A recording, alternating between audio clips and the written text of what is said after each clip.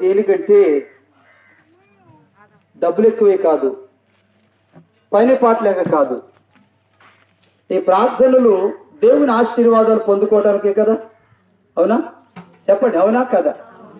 ఈ ప్రార్థనలు ఏర్పాటు చేసేది దేవుని ఆశీర్వాదాలు పొందుకోవటానికి. కాబట్టి దేవుని ఆశీర్వాదాలు పొందాలంటే మనం ఏం చేయాలి? 115వ కీర్తన 13-14 చరణములు చూస్తే, పెన్నలనేమి పెద్దలనేమి తన యందు భయభక్తులు గలవారిని యెహోవా ఆశీర్వదించును. చాలు. ఇప్పుడు కొట్టండి చప్పట్లో గట్టిగా, హల్లెలూయా.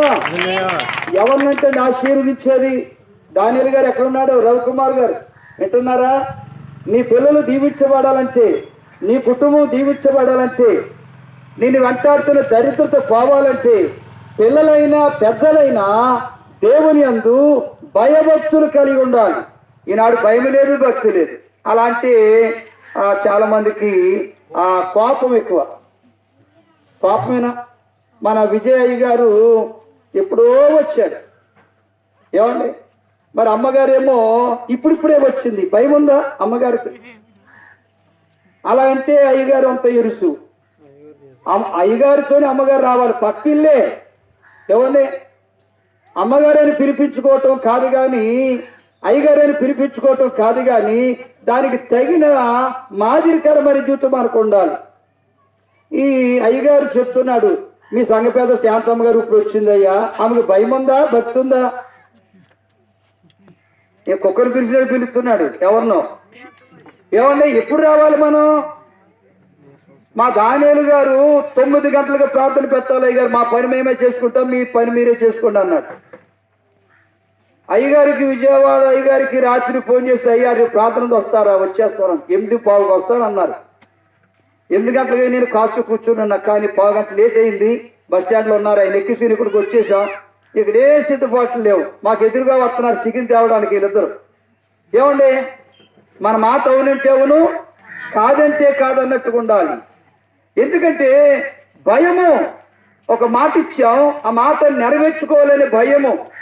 దేవుడు ఒక మాట ఇచ్చాడు, పిల్లలనైనా పెద్దలనైనా నా యందు భయము భక్తి కలిగి ఉంటే నేను తప్పకుండా దీవిస్తాను. అర్థమవుతుందా? ఒక సబ్జెక్ట్ తప్పిపోయిన అమ్మాయి ఎక్కడుంది? ఉందా? కనపట్లేదు. ఎక్కడో. ఎవరికి?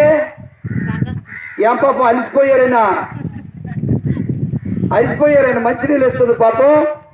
దేవుని సన్నిధిలో ఉన్నప్పుడు, దైవజనులు వాక్యం చెప్పడానికి నిలబడినప్పుడు మంచినీళ్ళ మీద మనసు ఉండకూడదు. ఏమండి? మా పౌలు బాబు గారి మనవరాలకి గాలి వేయాలని శనిపాన కూడా తెచ్చుకుంది. ఇక ఏమండి, వాళ్ళ అమ్మమ్మ చేస్తుంది, పౌలు గారు చేస్తున్నాడు, కోడలకి మనవరాలకి మా తాత చేస్తున్నాడు, మామ చేస్తుంది. మామేది ఇక్కడ, మామ ఎక్కడికి వెళ్ళిపోయిందో. ఏమండి? దేవుని మీద ఉన్న ప్రేమ మనుషుల మీద ఉండకూడదండి. దేవుడు కార్యం చేస్తాడు, ఏమండి? అద్భుతాలు చేస్తాడు, ఆశ్చర్య కార్యాలు చేస్తాడు.